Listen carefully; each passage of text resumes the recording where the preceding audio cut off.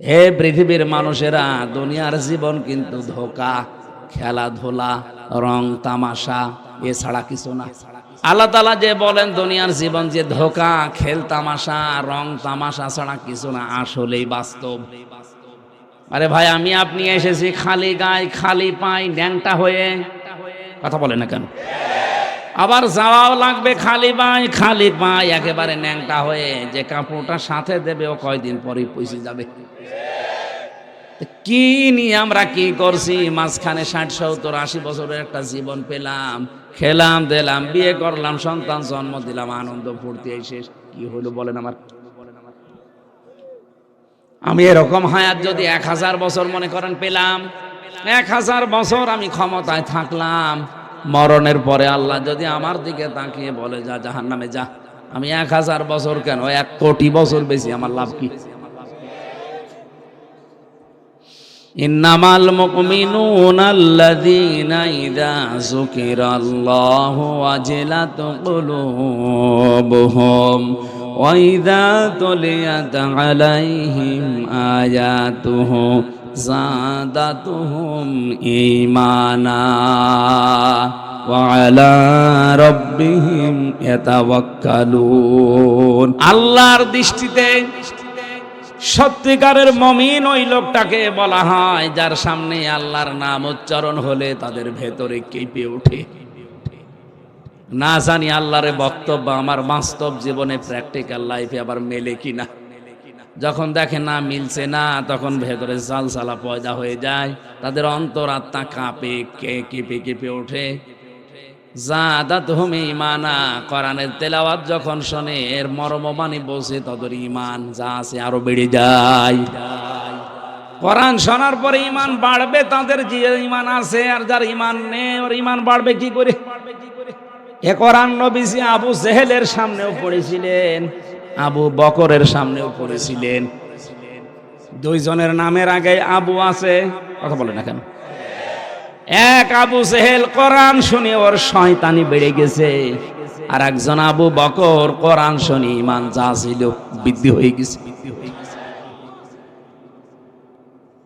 ঈমান এত বাড়বে তাদের, ওয়ালা রাব্বিহিম ইয়াতাওয়াক্কালুন। আল্লাহ বলেন বাড়ি যাওয়ার আগে ওরা সিদ্ধান্ত নিয়ে যাবে, এখন থেকে পরিস্থিতি যত কঠিন হোক ভরসা করব আল্লাহর উপরে। কোরআনের আলোচনায় সবার মুগ্ধতা আসবে না, সবার চোখ দিয়ে পানিও আসবে না। সূরা মায়েদার 7 নাম্বার পারার 1 নাম্বার পৃষ্ঠার 1 নাম্বার লাইনের 83 নাম্বার আয়াতে আছে, ওয়াইদা সামিউ মা উনজিলা ইলার রাসূলি তারা আয়ুনাহুম তাফিদু মিনাদ দামি মিম্মা আরাফু মিনাল হক। হে নবী, আপনার মুখ থেকে যখন তারা শ্রবণ করবে কোরআনে কারীম, আর যাদের উপলব্ধি করার ক্ষমতা আছে, বোঝার মতো যোগ্যতা আছে, এর মর্মবাণীগুলো যখন তারা টের পাবে যে আমি কি বলতে চাই, আপনি লক্ষ্য করে দেখবেন ওদের চোখ দিয়ে বেয়ে বেয়ে পানি পড়ছে। কোরআনের আলোচনায় সবার চোখে পানি আসবে না। এটা বোঝার মতো যোগ্যতা যদি আপনার ভেতরে তৈরি হয় যে না, কি শুনলাম আর কি করেছি এতদিন। আমার মাঝে মাঝে কোরআন পড়তে গেলে মনে হয় আমাল হায়াতুদ দুনিয়া ইল্লা মাতাউল গুরুর বলেছেন আল্লাহ। পৃথিবীর মানুষেরা, এই কথাটা কোরআনে বারবার আল্লাহ দিয়েছেন। হে পৃথিবীর মানুষেরা, দুনিয়ার জীবন কিন্তু ধোঁকা, খেলাধুলা, রং তামাশা, এছাড়া কিছু না। কে বলছেন? এই আয়াতটা সেই জন্মের পর থেকে, সেই 6.5 বছর বয়স থেকে তো পড়ছি, এই 33 বছর বয়স পর্যন্ত বহুবার পড়েছি। কিন্তু জেলখানায় এই বন্দি জীবনে ফাঁসির এই সেলের ভেতরে 3টা বছর 24 ঘন্টা এই আয়াতগুলো পড়ে আর এক রকম স্বাদ পেয়েছি। আল্লাহ তাআলা যে বলেন দুনিয়ার জীবন যে ধোঁকা, খেল তামাশা, রং তামাশা ছাড়া কিছু না, আসলেই বাস্তব। মানুষের জীবন তো সফল ওই লোকটার, ফামান সুহসিহা আনিন নার ওয়া উদখিলাল জান্নাতা ফাকাদ ফাজ। সূরা আলে ইমরান 4 নাম্বার পারার 13 নাম্বার পৃষ্ঠার 13 নাম্বার লাইনের 185 নাম্বার আয়াতের মাঝের অংশে আছে আল্লাহ তাআলা বলেন ওই লোকটার জীবন আমি আল্লাহর দৃষ্টিতে সফল, যাকে আমি আল্লাহ জাহান্নামের আগুন থেকে মুক্ত করে জান্নাতে দিয়ে দিয়েছি। আমাদের জীবনের সফলতা ওইটা, কারণ এই দুনিয়ায় কেউ যদি 1000 বছর হায়াত পায়, সে যেন আখিরাতের জীবনের তুলনায় মাত্র 2.5 সেকেন্ড বেশি থাকে। কত? 1000 বছরে যদি 2.5 সেকেন্ড হয়, আপনার বয়স তো মাত্র 70 বছর, আপনি হিসাব করলে দেখবেন হাফ সেকেন্ড হচ্ছে না। অথচ এই হাফ সেকেন্ডের জন্য কত কিছু আমরা করে ফেলছি, যেটা কোটি কোটি বছর পড়ে আছে, তার জন্য আমাদের কোনো প্রস্তুতি নেই। নবীজি বলেন পরকালের জীবনটা কেমন, আমি একটা উদাহরণ দেই। তামাম দুনিয়া যদি সরিষা দিয়ে ভরে দেওয়া হয়, আকাশ থেকে যদি একটা পাখি এসে একটা একটা করে দানা নিয়ে যায়, আবার 70 বছর পরে আসে একটা দানা নিয়ে যায়, আবার 70 বছর পরে আসে একটা দানা নিয়ে যায়, এভাবে যদি তামাম পৃথিবী ভর্তি করার সরিষা একদিন শেষ হয়ে যায়, যেতে পারে মরণের পরে মানুষের যে জীবন শুরু হবে, ওইটা শুরু হলে আর শেষ নেই। এটা আমরা বিশ্বাস করি, কথা বলেন না কেন? এইটাই বাস্তব। কত মানুষ আমার সামনে থেকে জেলখানা থেকে মৃত হয়ে বের হয়ে গেল, আমি অত বের হতে পারতাম, কারণ যে অবস্থায় আমাদের রেখেছিল, আমার মনে হয় ওভাবে যদি এমনিতে কোরআন হাদিসের জ্ঞান ছিল আর কোরআন ছিল সামনে, একটা ধৈর্য ছিল, এই কারণে অনেকেই ঠিকই আছে। যাদের সামনে এগুলো নেই, এই পরিবেশে যদি বিচ্ছিন্ন করে দুনিয়া থেকে 3 বছর না কাউকে যদি 3 দিনও রাখে, ওই এমনিতে পাগল হয়ে যাওয়ার কথা। এদিকে 3.5 হাত, এদিকে 2.5 হাত, কবরের চাইতে একটু বড়। 24 ঘন্টা যদি আপনাকে তালা মেরে রাখে, বলেন তো কোন রকম কঠিন অবস্থা, তাও বাইরে সব বিচ্ছিন্ন, দুনিয়া বলে আছে, আমাদের মনে নেই। এই হচ্ছে পৃথিবীর জীবন। এজন্য ইমানদার যারা আসবে, তাদের সামনে কথা বলতে হলে কোরআনে কারিম দিয়ে কথা বলা লাগবে, নির্দেশ আল্লাহর। আল্লাহ পাক বলেন ফাযাক্কির মাইয়া খাফু ওয়াঈদ।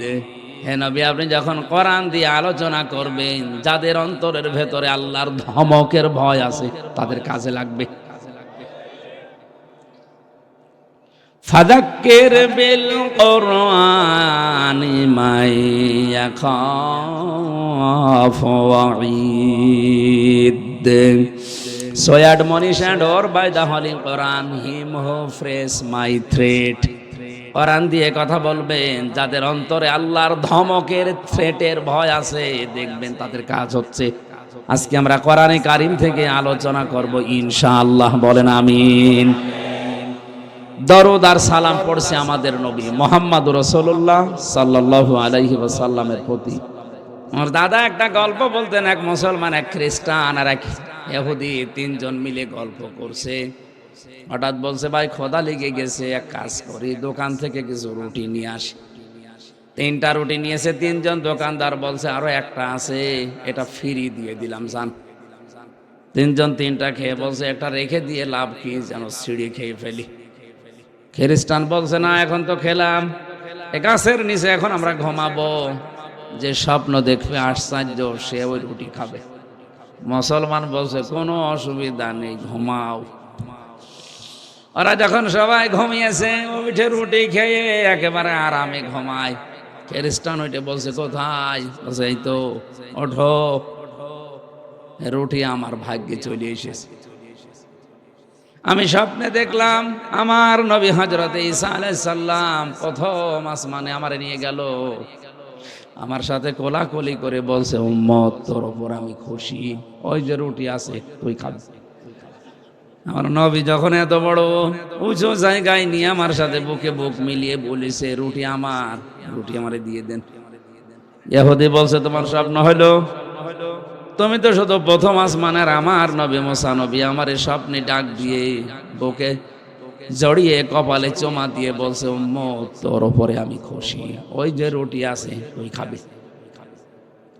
আমি তো তোমার অনেক উপরে গেছি। যিনি মুসা নবী, হযরতে মুসা আল্লাহর সাথে কথা বলতেন, এত বড় কালিমুল্লাহ নবী, তিনি যখন নির্দেশ দিয়েছে রুটি আমার, রুটি আছে, এরা দুইজন মিলে মুসলমানকে তোলে, কিন্তু তো ওঠে না, জেগে ঘুমাচ্ছে। ওরে যখন চিমটি দিয়ে তুলেছে, বলছে কি ঘুম ভাঙিয়ে দিলে? বলে ঘুম ভাঙাবো না মানে, রুটি তো আমাদের হয়ে গেছে। বলছে তোমাদের স্বপ্ন আমি ঘুমের ভেতরেই শুনেছি। আমার স্বপ্ন জানো? তোমরা যখন ঘুমিয়ে বিভোর, আমি দেখি বিশাল এক দৈত্য দানব একটা মুগুর নিয়ে এসে আমারে বলছে, এই মুসলমান, যদি বাঁচতে চাস রুটি খা। আমি বললাম না, আমি আমানতের খেয়ানত করি না। মুসলমান আমানতের খেয়ানত করতে পারে? আরো জোরে। আমানতের খেয়ানত বলতে আপনি কি বোঝেন? এখানে যারা আছে 100 জনের 99 জন অনেকেই বলবে আমানতের খেয়ানত মানে টাকা দিয়েছি 10,000, ওইটা ফেরত দেয় না, এটা আমানতের খেয়ানত। এটা তো একটা পয়েন্ট গেল। নবীজি বলেন কিয়ামত ওই পর্যন্ত কায়েম হবে না যখন আমানতের খেয়ানত করা একেবারে ব্যাপক হারে ছড়াবে না। অথচ পৃথিবীতে এখন সব চাইতে বেশি এইটা চলছে।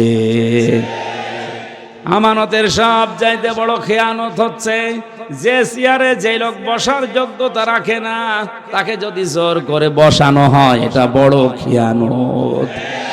আর এটা তামাম দুনিয়া এখন সব চাইতে বেশি চলছে। নাম ধরা লাগবে। যে যে চেয়ারে বসার যোগ্যতা রাখে না, জোর করে বসে অথবা বসানো হয়। আমরা এদিকে খেয়াল যদি না রাখি, হঠাৎ করে কিয়ামত কায়েম হয়ে গেলে আপনি কিছুই আর টের পাবেন না। অনেকে মনে করে কিয়ামত এখনো 72 সালের পরে। কে বলেছে? কোরআনে কারিমে সূরা নাহলের ভেতরে আছে, হে নবী, কিয়ামত কেমন ভাবে কায়েম করব জানেন? যখন আমানতের খেয়ানত ব্যাপক হারে ছড়িয়ে পড়বে। এই কাজটা যখন বেশি বেশি তামাম দুনিয়ায় চলবে, চোখের পলক মারতে যতটুকু সময় লাগে, কোরআনে এই শব্দটাই আছে, চোখের পলক মারতে যতটুকু সময় লাগবে এরকম সময় দুনিয়া তছনছ করে ফেলবো। আর আমরা আশায় আছি কিয়ামত আসতে এখনো দেরি, সে 72 সাল পর্যন্ত খেয়ে নেই। মুসলমান বলছে না, আমানতের খেয়ানত আমি করব না। শেষে মগর আমার মাথার উপরে তুলে বলছে, যদি বাঁচতে চাস খা, নাই মারলাম। জীবন বাঁচানোর তাগিদে খেয়ে ফেলছি। খ্রিস্টান ডাক দিয়ে বলে, এত বড় বিপদ গেলে আমাদের ডাকতে পারলে না, ডাকবো কি করি? একজন আছে প্রথম আসমানের, একজন ষষ্ঠ আসমানে, আমি আশপাশে দেখি কেউ নেই। খাওয়া কি করে লাগে, কোন কায়দায় খাওয়া যায়, অন্য কোন ইবাদত যদি নাও বোঝে, এইটা বোঝে ভালো। শাবান মাস আসলে নবীজি করতেন কি, আর আপনি কি করছেন? তেলাওয়াত কি তো আয়াতে ওই কথাগুলো আছে? মনোযোগ আছে আপনাদের? জবান খুলে কোরআনের সোনালী আয়াত পড়েন। আউযু বিল্লাহি মিনাশ শাইতানির রাজিম, বিসমিল্লাহির রহমানির রহিম। আমি তাফসীর আকারে কথা বলবো, খুব খেয়াল করে শুনবেন। বিশ্ব নবী পৃথিবীতে সর্বোচ্চ কথা বলেছিলেন কিন্তু মাত্র 27 মিনিট। আর আমরা ঘন্টার পরে ঘন্টা কথা বলেই যাই, মানুষ শুনেই যায়, কিন্তু মূল মেসেজটা নিতে পারে না, কারণ আমাদের কথায় কোনো মাল নেই।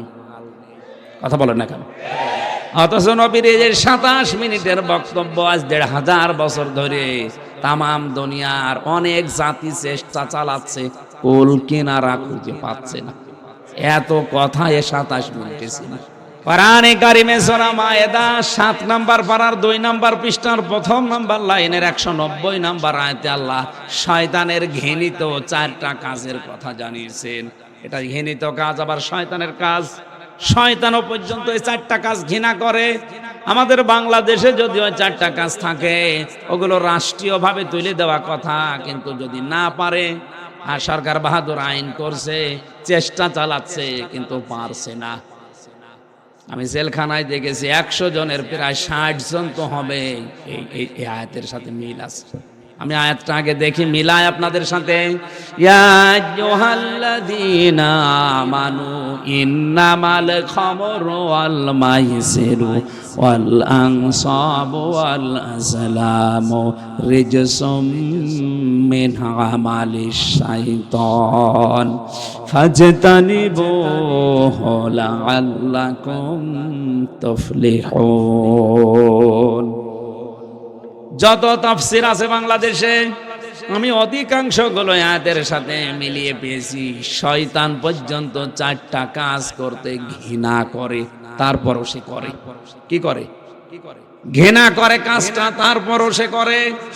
আমাদের যাদের সিটা ফোটা পর্যন্ত ঈমান আছে, জিনা করতে আমাদের আনন্দ লাগে না খারাপ লাগে? মন থেকে আপনার জীবনও মেনে নেবে না। যদিও যৌবনের তাড়নায়, নফসের ধোঁকায়, শয়তানের ফেরেবে আমরা করে ফেলি, কিন্তু মন থেকে ঈমান যাদের আছে, জিনা জীবনও মেনে নেবে না। এক কথা বলা লাগবে, এটা মেনে নেবে। আর নিজের আপন মায়ের সাথে যদি হয়, জীবনেও কল্পনা করা যায়। শয়তানের 4টা কাজ করে, কিন্তু ঘৃণা সহ করে। ইমানদারের কাছে যেমন জিনা করতে শয়তানের ধোঁকায়, যৌবনের দ্বারা নয় করে, কিন্তু ঘৃণার সাথে মন মেনে নিতে চায় না। শয়তানেরও এই 4টা কাজ মন মেনে নিতে চায় না, ঘৃণা সহকারেও করে। 1 নম্বরে ইন্নামাল খামরু, আল্লাহ বলেন ইমানদারের আমি তোমাদের উপরে মাদক দ্রব্য যত আছে সব হারাম করলাম। মদ কি? আরো জোরে বলেন, মদ কি? পৃথিবীতে শয়তানের ভাই বলে আল্লাহ আখ্যা দিয়েছেন তাদেরকে, যে মানুষগুলো অপচয় করে আর অপব্যয় করে। একটা শব্দ হচ্ছে ইসরাফ, আর একটা হচ্ছে তাবজির। ইসরাফ মানে কোন জায়েজ কাজে টাকা খরচ করা উল্টাপাল্টা করে। 2 কেজি আম হলে আপনার পরিবার চলে যায় একদিন, টাকার গরম দেখাতে গিয়ে 20 কেজি আম কিনে নিয়ে এসে পচাচ্ছে। আম কেনা জায়েজ আছে না নেই? কিন্তু এই যে বেশি করে কিনে নষ্ট করলেন, এর নাম হচ্ছে অপব্যয়, এর নাম ইসরাফ, এর নাম কি? এটা হারাম। এটা কি? কিন্তু এর চাইতে আরো মারাত্মক আরেকটা আছে, তার নাম তাবজির। আলেম যারা আছেন, তাবজির বলা হয় আল্লাহর কোন অবৈধ ঘোষণা করা জিনিসকে টাকা পয়সা খরচ করে ওইটা লাগানো। যেমন মদ কি? মদের পেছনে কেউ যদি টাকা পয়সা খরচ করে, এটা আর ইসরাফ থাকে না, ওইটা তাবজির হয়ে যায়। কোরআনে কারিমে আল্লাহ জানিয়েছেন ইন্নাল মুবাযযিরিনা কানু ইখওয়ানাশ শায়াতিন ওয়া কানাশ শাইতানু লিরাব্বিহি কাফুরা। অবশ্যই অপচয় যারা করে, আমি আবার বলছি, অপব্যয় আর অপচয় কি এক জিনিস? ইসরাফ আর তাবজির এক জিনিস না। অপব্যয় বলা হয় বৈধ কোন জিনিস কেনার চাইতে আরো বেশি করে কেনার নাম ইসরাফ, অপব্যয়।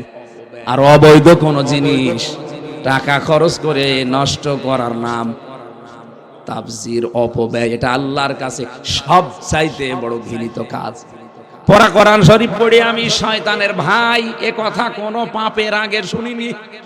তাকান, কোন পাপের আগে, হ্যাঁ মায়ের সাথে জিনা করে কিন্তু শয়তানের ভাই আল্লাহ বলেননি।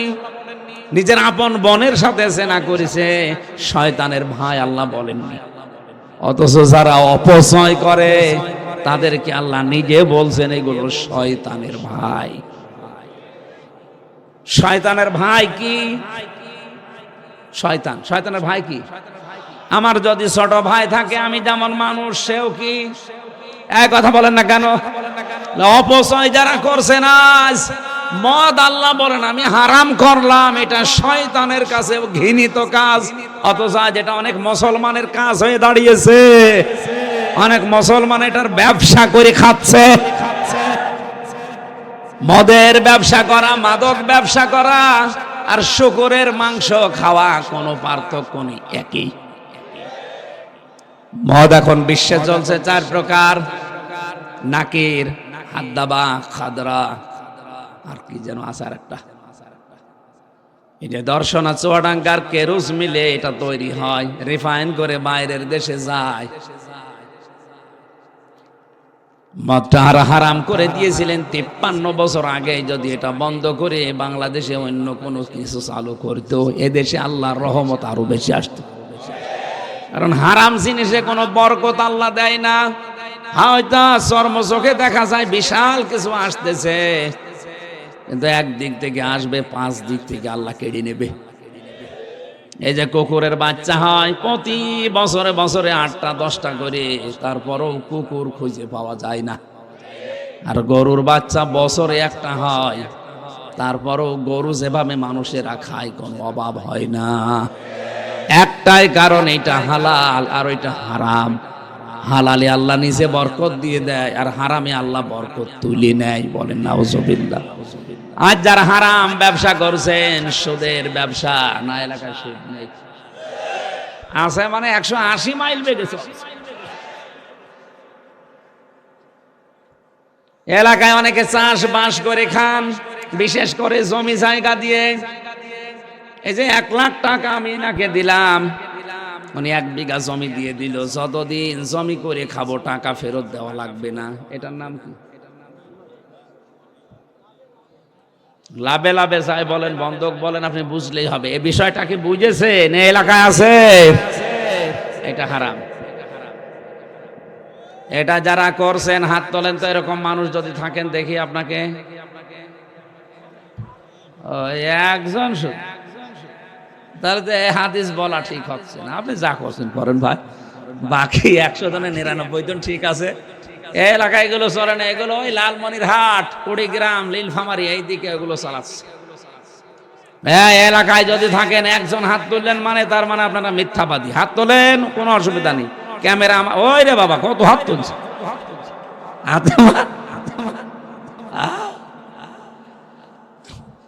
না, এই সিটারি বাদ দেওয়া লাগবে। ভাড়া দিতে পারেন আপনি জমি, কি করতে পারেন? ভাড়া দিতে। যেটা আছে ভাড়া দেওয়ার সিস্টেমে বলে হুজুর এটা লাভ নেই, এই জন্য ওদিকে আমি নেই। আরে ভাই, শয়তান তো আপনাকে হারাম জিনিস এমন সুন্দর করে রং চং মাখিয়ে দেখাবে, মনে হবে এইটাই সব। কিন্তু আল্লাহ যদি কোনো কাছের বরকত তুলে নেয়, তামাম দুনিয়া একদিক হয়েও কিছু পারবে না। সুদের টাকা নিয়ে, ঘুষের টাকা নিয়ে 50,000 টাকা প্রতিদিন উপায় করে বাড়িতে আসবেন। আপনি বাড়িতে এসে দেখবেন ঘুষের টাকা নিয়ে আসলেন 50,000। আপনার বউ পড়ে আছে, কি গো আমার মাথা ব্যথা করছে, নিয়ে আয় ডাক্তার। ছেলের দিকে তাকিয়ে দেখবেন ছেলে, কি গো বলেন চোখে কম দেখতেছি, নিয়ে যা ডাক্তারের কাছে।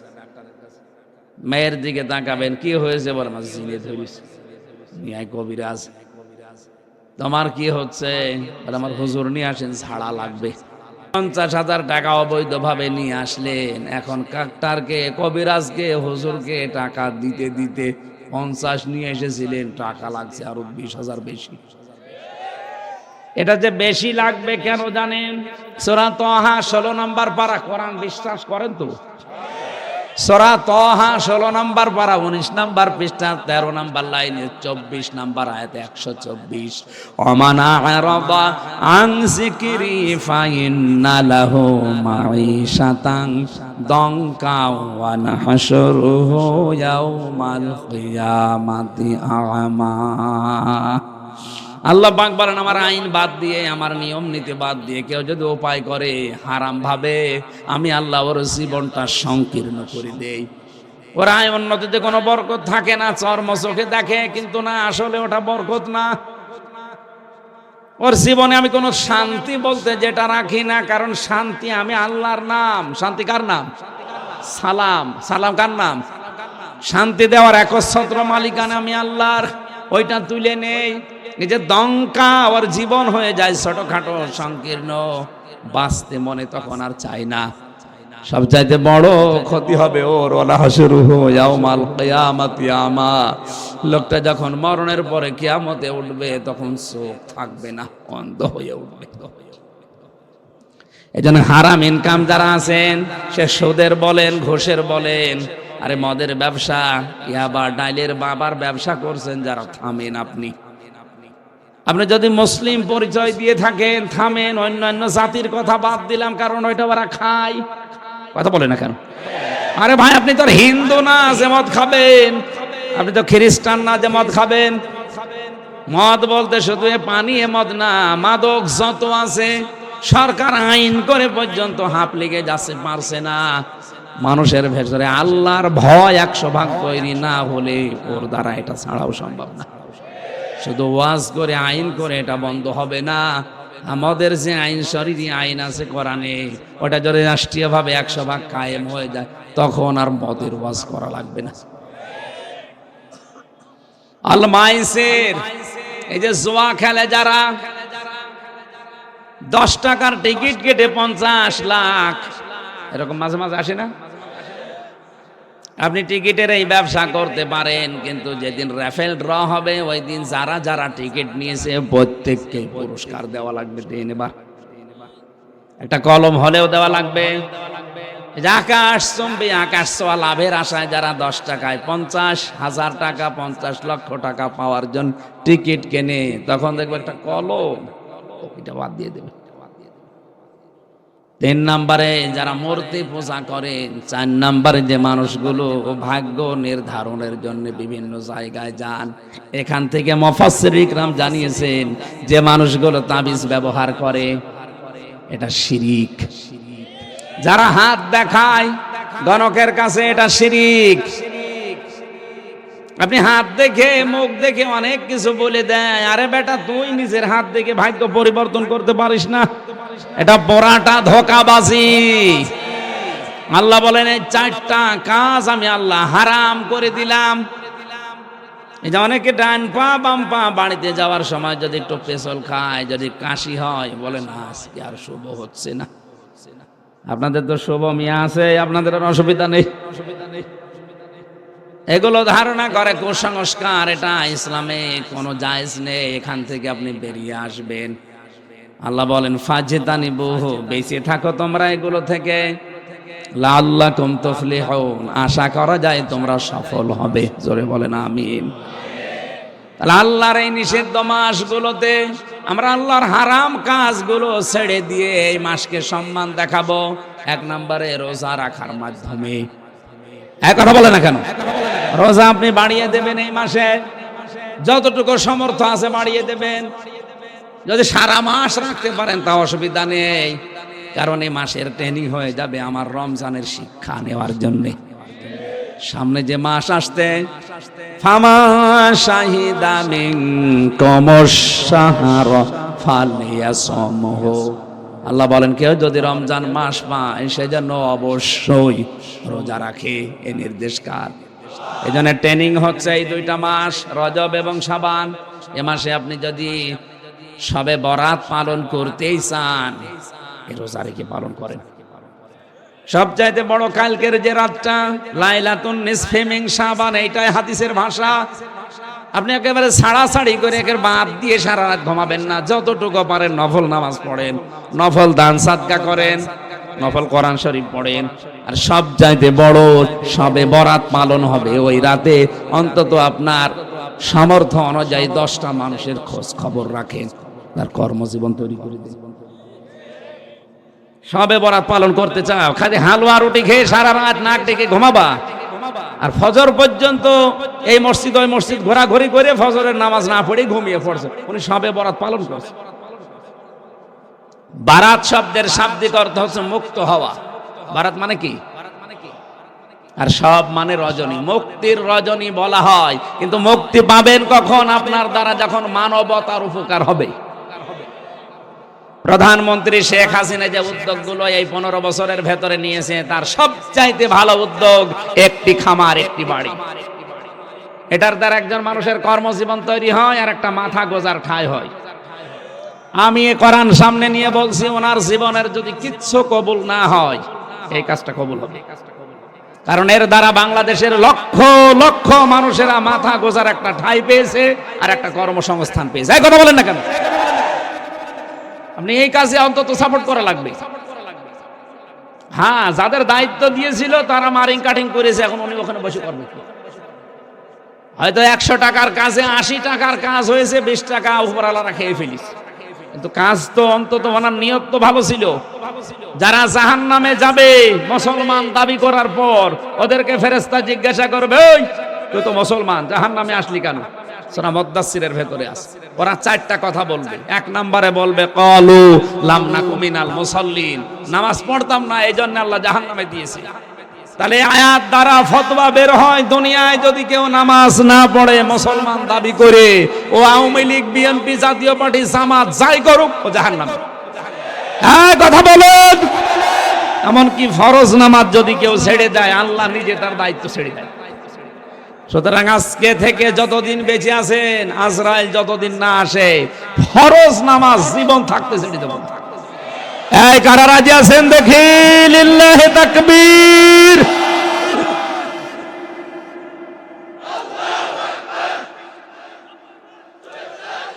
আলহামদুলিল্লাহ ভাই, ফরজ নামাজটা ছাড়বেন না, আল্লাহ নিজে আপনার থেকে মুক্ত হয়ে যাবে, বলবে যা তোরে ছেড়ে দিলাম।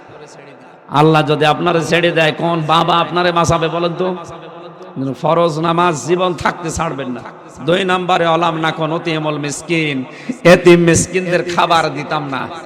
তার মানে এতিম মিসকিনদের যারা খাবার দেয় না, দারিদ্র মুক্ত সমাজের জন্য যারা কাজ করে না, ও মুসলমান দাবি করলেও জাহান্নামে যাবে। উনি যে উদ্যোগটা নিয়েছে, উদ্যোগটা ভালো না, এই আয়াতের সাথে সম্পৃক্ত। একটি বাড়ি, একটি খামার, একটা মানুষের মাথা গোজার ঠাঁই হচ্ছে, আর একটা কর্মসংস্থান তৈরি হচ্ছে। আমি আপনাকে দান করতে বলছি না। ব্যাংকে যাদের টাকা পড়ে আছে, টাকা ছাতা পড়ে যাচ্ছে, ওই টাকাগুলো নিয়ে বিভিন্ন জায়গায় একটা ওয়ার্কশপ তৈরি করেন, একটা ফ্যাক্টরি তৈরি করেন। বাংলাদেশ থেকে বাইরের দেশে না যেয়ে এখানে কর্মসংস্থান তৈরি করে আপনার নিজের আপন ভাতিজা, নিজের বোনের ছেলে, আশপাশের প্রতিবেশীর ছেলে, এরকম 50টা মানুষের কাজ তৈরি করে দিন। ওরা মাদক দ্রব্য না খেয়ে উল্টা পাল্টা চিন্তায় রাহাজানি না করে, এই কিশোর গ্যাং এলাকায় আছে, এই সমস্ত কাজে না জড়িয়ে কাজ দিয়ে দেন। অলস মস্তিষ্ক শয়তানের কারখানা, কাজে কামে থাকবে, ওখান থেকে কিছু টাকাও আসবে, আপনার টাকায় টাকা বাড়বে, মাঝখান থেকে 50টা মানুষের সংসার চলছে। কথা বলছেন না কেন? এইটা দুনিয়ার সবচাইতে বড় ইবাদত। এদিকে আমরা নেই, খালি বসে বসে হোক হোক। শাবান মাসের এই শিক্ষাটা নিতে পারেন না? কালকে রজনীতে অন্তত এই সিদ্ধান্ত নেন, যাদের টাকা আছে, আমার সামর্থ্য অনুযায়ী অন্তত 20টা মানুষের কর্মসংস্থান আমি তৈরি করব। 50টা অন্তত রিক্সা কিনে 50 জনকে উপহার দিয়ে বলবো, এগুলো চালাও, প্রতি মাসে মাসে আমার এই টাকা দিয়ে দিবা। আপনার নিজের টাকায় টাকা বাড়তে থাকবে, মাঝখান থেকে লোকটা আজে বাজে কাজগুলো ছাড়বে। এই কথা বলেন না কেন? এই কাজগুলো যদি শবে বরাত নামে এই নিসফে শাবানে আমরা করতে পারতাম, আরো খুশি হয়ে যেত। এই সমস্ত কাজে কামে নেই, ও হালুয়া রুটি খাওয়ার জন্য ব্যস্ত হয়ে আছে। বাড়াবাড়িও করা যাবে না, রাতে ছাড়াছাড়িও করা যাবে না। এটা একটা ফজিলতপূর্ণ রাত, কিন্তু শবে কদরের উপরে না। শবে কদর সরাসরি কোরআন দিয়ে প্রমাণিত। কি দিয়ে? আর শবে বরাত যেটা নাম নিসফে শাবান, এটা হাদিস দিয়ে প্রমাণিত। কোরআনের উপরে জীবনও হাদিস যেতে পারে? বলেন বলেন। আয়াতের কথা ছিল যালিকাদ দীনুল কাইয়্যিম, এইটা একমাত্র সঠিক দিন। এটার নাম দিয়েছেন আল্লাহ, দিনের আগে যে আলিফ লাম আছে, যালিকাদ দীনুল কাইয়্যিম। যালিকা বলা হয় ইসমে ইশারা। কোনটা? আল্লাহ যেন তার কুদরতে হাত দিয়ে এভাবে দেখিয়ে দিচ্ছেন, এইটাই। পৃথিবীতে এখন 4,500-এর উপরে ধর্ম চলছে। আল্লাহর কাছে মনোনীত একটাই মাত্র ধর্ম, তার নাম ইসলাম। এখানে আমরা অন্তত দুনিয়ায় কিছু যদি না পাই, ইহুদি খ্রিস্টানদের মতো, একটা আশা আমাদের আছে যে আমরা ইসলাম পেয়েছি। আমাদের নাম, আমরা মুসলমান, আমাদের নাম কি? ফালা তাজলিমু ফিহিন্না আনফুসাকুম। সুতরাং নিজেদের উপরে নিজেরা জুলুম করো না। এই হারাম মাসে হারাম কাজ করে, হারাম মাসে হারাম কাজ মানে পবিত্র মাসে হারাম এই কাজগুলো করে আল্লাহর উপরে জুলুম করো না, নিজেদের উপরে। সুতরাং এই কাজগুলো যারা করছেন, এই যে চকলখড়ি করা, এক কথা ওর কাছে লাগানো, তালাতালি করা, এই কাজগুলো ছেড়ে দেওয়া লাগবে। সম্মানিত মা বোন যারা আছেন, আপনাদের ভেতরে রোগটা বেশি। এর কথা ওর কাছে লাগিয়ে তালাতালি করে সম্পর্ক নষ্ট করে দেয়। কথা বলেন। মেরাজের ঘটনা পড়েছি সূরা বানী ইসরাইলে। নবীজি বলেন, আমি জাহান্নামের দিকে তাকিয়ে দেখলাম অধিকাংশ মহিলারা জাহান্নামী। জিবরাইলকে বললাম, এগুলো জাহান্নামে এসেছে কোন কারণে? বলে এরা শিরিক করতো, কুফরি করতো। নবীজি বলেন, জিবরাইল এরা কি কুফরি করতো আল্লাহর সাথে? ফেরেশতা বলে, না হুজুর, এরা কুফরি করতো তার স্বামীর সাথে। আমার তো এই হাদিসটার ব্যাখ্যা পড়ে মনে হচ্ছে বাংলাদেশের 100 জনের 98টা মহিলা জাহান্নামে যাবে।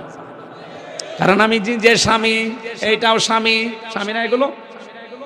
মন থেকে বলতে বলেন তো, সারা জীবন আমরা ওদের জন্য ব্যয় করে দিলাম, মাথার ঘাম পায়ে ফেলে স্ত্রীর মুখে হাসি ফোটানোর জন্য চেষ্টা চালায় একজন স্বামী। সারা জীবনে যা চাইছে তাই পেয়েছে, হঠাৎ একটা সাবান যদি কম হয়ে যায় বলে তোর বাড়িতে আসিনি, কিছু পেলাম না। এই যে স্বামীর সাথে না শুকরিয়া, কুফরি, এই কারণে অধিকাংশ মহিলা জাহান্নামে যাবে। এরকম বউ আছে কার? হাত তোলেন তো। আমার মনে হয় হাদিস এই একজন শুধু।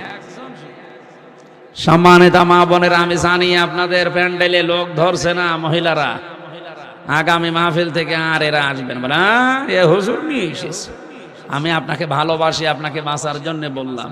আজ আলেম বলেন, জালেম বলেন, সাধারণ মানুষ বলেন, হাজারো মানুষ জীবন শেষ করে দিচ্ছে ওর জন্যে। সারা জীবনে যা চেয়েছে তাই পেয়েছে। শুধু একদিন একটু কাপড় কম হয়ে গেছে, তাও 1000 টাকা দিয়ে কেনার কথা ছিল, 700 টাকা দিয়ে কিনেছে। এই কারণে এমন কথা বলে মুখের ওপরে, এর কাছে এসে জীবনে কিছু পেলাম না, আমি বলে ভাত খেয়ে গেলাম, অন্য কোনো মহিলা হলে চিড়েও খেত না। আপনার জীবনের পেছনে যা ছিল সব ধ্বংস হয়ে গেছে, সব শেষ। ফেরাউনের মতো এত বড় ভয়ঙ্কর, এত বড় জালেম স্বামী তো আপনার না। তারপরও ফেরাউনের স্ত্রী আসিয়া কোনোদিন স্বামীর নামে বদদুয়া দেননি। তিনি বলেছিলেন, আল্লাহ তুমি আমাকে বাঁচাও, কিন্তু আমার স্বামীকে আমি বদদুয়া দিতে চাই না। বলেন তো, এত বড় জালেম জানোয়ার স্বামী হাতের ভেতরে ব্রেক লাগিয়ে রাখতো, মাথার উপরে গরম তেল ঢেলে দিত আল্লাহর ইবাদত করার কারণে। এইরকম জালেমের বিরুদ্ধেও তিনি বদদুয়া করেননি, আল্লাহ নাজ্জিনি মিন ফিরআউনা। আয়াত হচ্ছে নাজ্জিনি, একালিপটা আনাছে, হে আল্লাহ তুমি আমাকে বাঁচাও, কিন্তু আমার স্বামীরে কিছু বলো না। সুবহানাল্লাহ বলতে পারেন নাই? হযরতে আসিয়ার জন্য আল্লাহ একমাত্র মহিলা যার জন্য আল্লাহ নিজে জান্নাতে ঘর বানিয়েছেন, এমনি স্বামীর কারণে। আরে সারা জীবন ঠিক আছে, একটা সাবান কম হলে বরদুয়া দেয়। ও মানুষ, ও মহিলাদের জীবনের মতো ওয়াজ শোনা শেষ করে আজকে বাড়ি যার বলবে হুজুর এলাকায় না আস না। সম্মানিত মা বোনেরা, আপনাকে আমি সত্যিই কোরআন সামনে নিয়ে বলছি, ভালোবাসি। আমি দেখতে পাচ্ছি কোরআন হাদিসের চোখ লাগিয়ে আপনি এই কারণে জাহান্নামী হয়ে যাচ্ছে। নবীজি নিজে দেখে এসেছে। আপনি পাল্টাবেন, এই হারাম মাসে এই অপবিত্র কাজগুলো আপনি ছেড়ে দেন এই পবিত্র মাসে, তাহলে সম্মান দেওয়া হবে। আকাতিলুল মুশরিকিনা কাফাতান কামা ইউকাতিলুনাকুম কাফা। হে নবী, আপনি লড়াই সংগ্রাম করবেন মুশরিকদের বিরুদ্ধে সর্বাত্মকভাবে। ওরা যেমন তামাম দুনিয়ার মুশরিকরা জোট হয়ে মুসলমানদের বিরুদ্ধে লেগেছে। আমরা মনে করি ইহুদি, খ্রিস্টান, হিন্দু, ওই বৌদ্ধ, এরা না, সব ওরা মুশরিক, কারণ ওরা সবাই শিরিক করে। ওরা এক কথায় কি বলেন বলেন?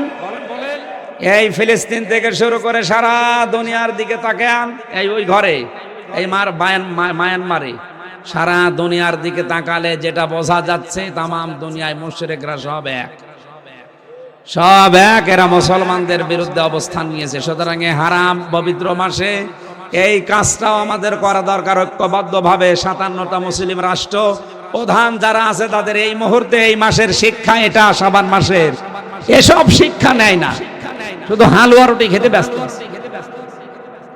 আজ যদি 57টা মুসলমান রাষ্ট্রের প্রধান যারা বলতো আমরা শাবান মাসের শিক্ষা, মুশরিকদের বিরুদ্ধে আমাদের সর্বাত্মক আন্দোলন, তামাম দুনিয়ায় মুসলমানের গায়ে হাত দিলে আমরা সব এক, এমনিতেই ফিলিস্তিন মুক্ত হয়ে যেত। কথা বলুন। ওয়ালামু, জেনে রাখো, আন্নাল্লাহা মাআল মুত্তাকিন। যারা নিজের জীবনকে বেছে বেছে চালায়, আমি আল্লাহ তাদের সঙ্গে আছি। আমার আজকে আরেকটা অনুষ্ঠান আছে আশুলিয়ায়, আমি আজকের মতো শেষ করছি। 5 মিনিট আছে, আর 8টা বাজতে আমি একটা মোনাজাত করব 5 মিনিটে, এরপরে বিদায় নেব। আল্লাহুম্মা আমিন। মাথা নিচু করেন, মাথা নিচু করেন, চক্ষু বন্ধ করেন, জীবনের অপরাধগুলো স্মরণ করেন। রব্বানা যালামনা আনফুসানা ওয়া ইল্লাম তাগফির লানা ওয়া তারহামনা লানাকুনান্না মিনাল খাসিরিন। সারা জীবন অপরাধ করে জীবনটা নষ্ট করে ফেলেছি আল্লাহ। হাত ওঠায় কথা বলবো ভয় করে, লজ্জা করে। আমাদের পেছনে তাকালে মনে হয় জাহান্নাম ছাড়া আমাদের কিছুই দেখা যায় না। আমাদের অপরাধের দিকে তাকালে হয়তো তোমার মাফ করতে ইচ্ছে করবে না। তোমার রহমতের দিকে তাকাও, জিন্দেগির গুনাহগুলো মাফ করে দাও। আজকের এই মাহফিল সাজাতে তোমার যে বান্দারা শ্রম দিয়েছে আল্লাহ, অনেকের নাম আমি জানি না, তোমার কুদরতের খাতায় তাদের নাম কোরআনের ইজ্জতে লিখে নাও। মাহফিলের সম্মানিত সভাপতি আল্লাহ বড় ভাই রফিকুল ইসলাম শিকদার, তার জীবনের ভালো কাজগুলো মঞ্জুর করো, অন্যায় কাজগুলো তুমি মাফ করে দাও। মাহফিলের প্রধান অতিথি আমাদের মাননীয় জাতীয় সংসদ সদস্য খান আহমেদ শুভ ভাইকে কবুল করো, তার মা বাবাকে তুমি ক্ষমা করে দাও। আল্লাহ তাআলা তার প্রতিনিধি হয়ে তোমার বান্দা অনেক ভাই এসেছে, তার মা বাবার জন্য দোয়া চেয়েছে, আল্লাহ তার মা বাপকে মাফ করে দাও। যে বাড়িতে এসেছিলাম আল্লাহ হাবিবুর রহমান হবি, তার মা বাবার জন্যও দোয়া চেয়েছে, তার মা বাবাকে তুমি মাফ করে দাও। তার বাবা আনিসুর রহমানকে কবরে জান্নাত দিয়ে দাও। তার মা অসুস্থ ও শেফায়ে কামেলা জেলা নসিব করো। কত আলেম এখানে বসে আছে, কত দাড়ি পাকা মুরব্বী আছে, এদেরকে তুমি আবু বকরের মতো মঞ্জুর করে নাও। সম্মানিতা মা বোনেরা পর্দা আড়ালে আছে, এদেরকে তুমি আসিয়ার মতো খাদিজার মতো বানিয়ে দাও। এই দুনিয়াতে দুইজন মহিলাকে তুমি সব চাইতে বেশি সম্মান দিয়েছো। একজনকে সরাসরি সালাম দিয়েছো, যার নাম খাদিজা, স্বামী ভক্তি করার কারণে।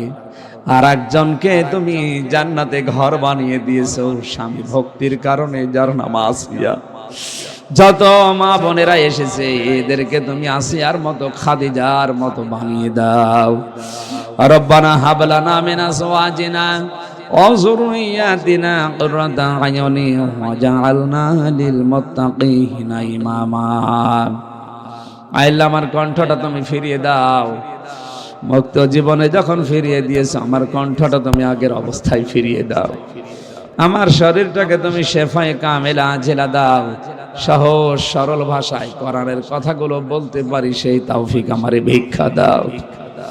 আগামীতে এই মাহফিলটা কোরআনের প্রচারের জন্য আরো বিশাল আকারে কবুল করে নাও।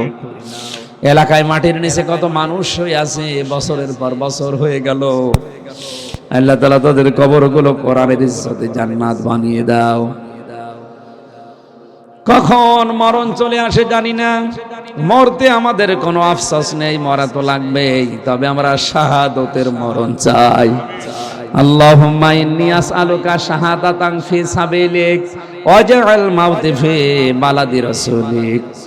আল্লাহ তাআলা প্রশাসনের যে ভাইগুলো এসেছে দায়িত্বে, এই থানার ওসি যে সমস্ত মানুষগুলোকে পাঠিয়েছে, প্রশাসনের উপরে তোমার রহমত নাযিল করো। নিজেদের মা বাবা আত্মীয় স্বজন ঘর বাড়ি ছেড়ে যারা নিজের দেশ এবং দশের দায়িত্ব পালন করে, এদের কাজগুলো ইবাদত হিসাবে কবুল করে নাও।